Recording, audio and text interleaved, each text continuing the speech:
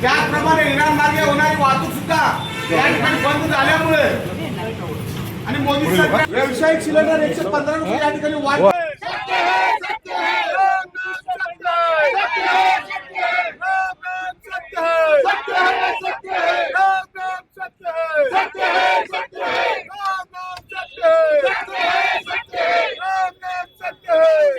आंदोलन गॅस दरवाढीच्या विरोधात केलेलं आहे, कशा पद्धतीचं आंदोलन होतं काय सांगा? आमचे प्रदेशाध्यक्षच्या नेतृत्वाखाली खासदार प्रणित यांच्या नेतृत्वाखाली संपूर्ण राज्यामध्ये आज या ठिकाणी हे आंदोलन होत आहे.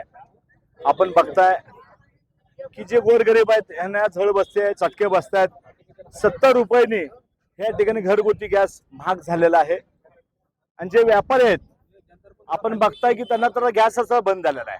अनेक हॉटेल बंद पडतायत, चहा कॅन्टीन बंद पडतायत.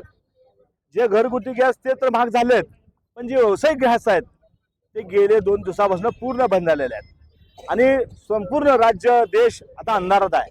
गॅस किती दिवस मिळणार नाही सरकार सांगायला तयार नाही. सरकार एकीकडे खोटं बोलतं, राज्य सरकार असेल केंद्र सरकार, त्यांनी सांगितलं की कुणालाही ह्या राज्यामध्ये देशामध्ये गॅस तुटवडा पडणार नाही, सगळ्यांना गॅस मिळा जाईल. तुम्ही इकडे सांगता की गॅसची आपल्याला कमतरता नाही आणि दुसरीकडे बघता की सर्व हॉटेल या ठिकाणी बंद होत आहेत. त्यामुळं काँग्रेस पक्षाच्या वतीनं आज त्यांची थिरडी मयत ह्या सरकारची, राज्य सरकार केंद्र सरकारची आम्ही या ठिकाणी काढलेलं आहे. अशा पद्धतीने जर लोकांना ते छळत असतील, तुम्हाला जर कारभार करता नसेल तर तुम्ही खुर्च्या खाली त्या राजीनामा देऊन टाका, अशी काँग्रेसच्या वतीनं आम्ही त्यांना या ठिकाणी इशारा देतोय.